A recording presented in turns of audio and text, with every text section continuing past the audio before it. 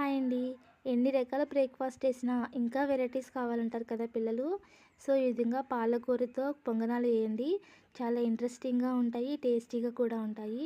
హెల్తీగా మనం చేసి పెట్టేయచ్చు.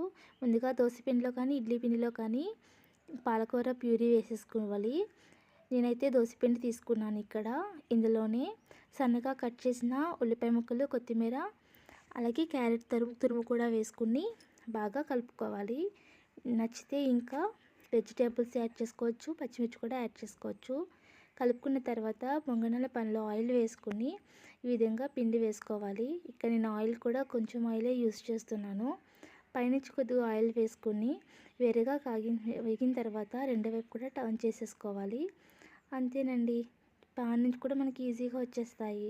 చాలా సింపుల్‌గా హెల్తీ బ్రేక్‌ఫాస్ట్ అయితే మనం చేసి పెట్టేయచ్చు. మరి మా వీడియో మీకు నచ్చితే లైక్ చేసి మన ఛానల్‌ని సబ్స్క్రైబ్ చేసుకోండి.